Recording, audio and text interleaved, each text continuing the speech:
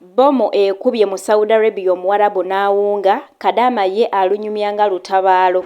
Oluvannyuma lw'omuwarabu okukwata ebintu byonna n'abisonseka ettoyireeti n'agamba Kadaama oliwa naawe yingira ettoyireeti, n'omuwarabu naye ne yeesoga toyireeti. Naye nga bamikwano ngenda kubanga nkuwa omwana muwala ono mu katambi abe nga ye alukuviira ku ntono ekimutuuseeko mu butuufu ye bimuweddeko olunaku olwaleero. Naye nga bali mu mawanga ago ekituufu kiri nti mwesabire amawanga g'Abawarabu, mwesabire baddiya bange. Ate ndooza sina Buwarabu yokka, naye buli muntu ali mu ggwanga akadde kano nga eggwanga gy'oli si ye Uganda, mukwano weesabire kubanga ebintu bitabuka enkya n'eggulo. Iran ne America wamu ne Israel entalo zikyagendera ddala mu maaso. Olwaleero bomu ekubye American Embassy esangibwa mu Saudi Arabia. Iran egituuzizzaako bomu yo ne bagizikiriza. Era ababaddeyo baba bali mu Saudi Arabia mwafunye message ez'okumukumu nga zibawoninga mubeere munda, temubeera bweru, muve okumpi n'amadinisa. Ezo message mwazifunyeeko mwenna munjulira. Naye nga katugende mu katambi ka mwana muwala akunyumize, kiki ekituusewo olunaku olwaleero, omuwala bw'awunza atya? Teweerabira vidiyo eno kugimpeera ka like, amanya n'eddoboozi magi nga bulijjo. Mbabuuzaako abalungi bange era nsuubira nti muli bulungi. Saba Mukama Katonda buli omu w'oli akukuume naddala nga toli mu ggwanga Uganda. Tugende mu katambi.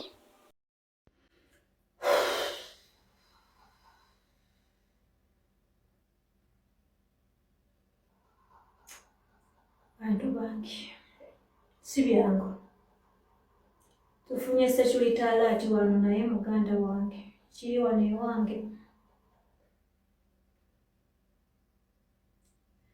Omukazi agambye muyingire mu ttooyi n'embwa naye naabaddeko najja n'ayingira, tekimumalidde. N'agenda asomba ebintu byonna mu firiigi n'abireetawo. Nemubuuza ebintu by'osomba ng'oleeta mu ttooyi? Mu bomu outside, bomu outside, bomu outside. Kitegeeza aleeta bintu wano mu kiyigo. Aleese ebintu byonna kuva mu freeze tugenda kati ennyama tugenda kulya mbisi. Mane mpulira obusungu nze. Aleese ebintu ebitalina magezi. Labani ye lwaki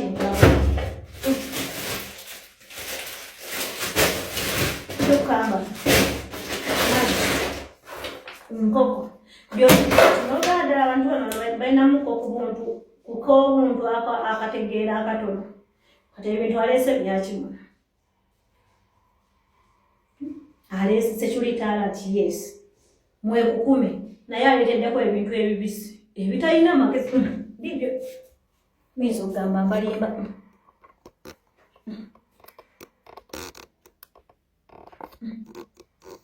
Kinobuuza aleese byaki? Bannange mpulira obusungu. Anganye n'okuteekako amataala kubeera atulese mu ttooyi. Kati ebintu yabireese tabizizzaayo era abirekeddeyo. Alinga agavanze nabyo. Namugambye abiteeke.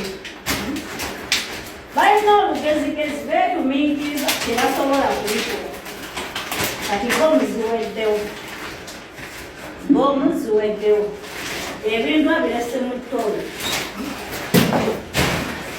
Abireseeyo. Sinnamugamba namubabuuza ebintu oleeta byaki bibyo.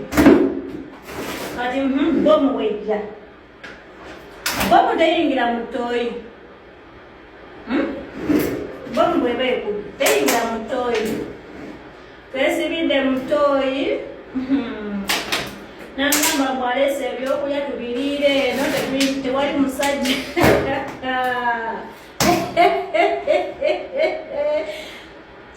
Bannange ebyo ebyokulya byabadde aleese. Tetugenda oba kiddukano kyekimuyise simanyi nakumanya. Twali tugenda okulinda eno nga bomu ebyato oba bikonto oba bomu kyonna kyekiri. Agilese kati bomu egenza abireseeyo ebuuza abirekeddeyo ani bineeno byonna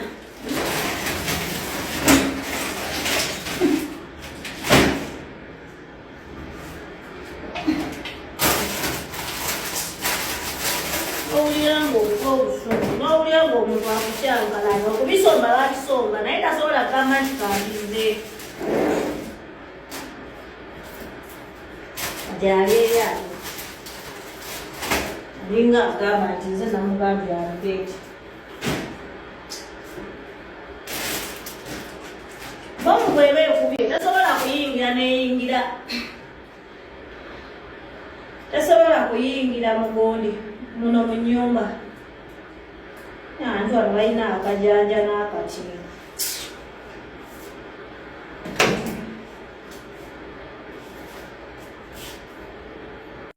oyo gwe bayita omuwarabu supa. Waliwo olunaku olukya omuwarabu n'akola ekintu ne weewuunya n'otululira ddala byakoze nga alowooleza ddala nga omwana omuto, naye tetukyewuunya abo abantu twabamanyiira we batyo. Naye nga olunaku olwaleero ngenda kubanga njogerako ne ku by'entambula. Gwe mwenna ali mu ggwanga yonna gy'oli eby'entambula bikyali bizibu ddala, ayagala okukomawo wano e Uganda. Teweewuunya kubanga osobola okuba ng'obuukinze air ticket ate olw'enkya ne lukya nga bagikansolinze. Ebintu by'ennyonyi kati bizibu. Naye abali e Saudi Arabia waliwo ennyonyi etambula. Ennyonyi gye bayita Flynas etambula. Era bo tebatera kubanga bakansolingamu tiketi zaabwe. Ennyonyi etambula naye tiketi za bbeeyimu kati ziri waggulu, engeri gye kiri nti kati y'ennyonyi ekyasinze okukozesebwa mu ggwanga erya Saudi Arabia. Naye nga mukwano bw'oba oyagala komawo waka ng'oli mu ggwanga lya Saudi Arabia, okyasobola ddala okuba nga otambula, kubanga nalabye nga ne Saudi Arabia yagguddewoko oba nekkiriza newa abantu abali mu mawanga amalala nebawa exit in that basobola okukozesa emmotoka oba kuva kangambe kuva Omani, kuva Qatar, kuva Dubai, ne bakozesa emmotoka ne bayingira mu Saudi Arabia ne babeera nga ate munnange beeyambisa airport ye Saudi ne babeera nga baddizibwa ewaka. So ekyo nakirabyeko era ezzenga ekikola okuva entalo zino we zaayingirawo. So kati abali Saudi waliwo possibilities ez'okuba nti osobola okukomawo ewaka, naye weegendereza ennyonyi ki gy'obuukinga. Nkuwa advise obe ng'obuukinga ennyonyi ya Flynas, so wewe tuyimiridde ku side eyo. Naye nga mbadde balabi balungi mwena abeekumiddeko ku Magiz Media, tujja kuba nga tusinkana ate mu videos eziddako, naye teweerabira nti Yesu Kristo alokola era awonya. Osobola okumukkiriza si waakukaka, kubanga okkiriza na mutima gwo n'oyatula n'akamwa ko. Mweraba.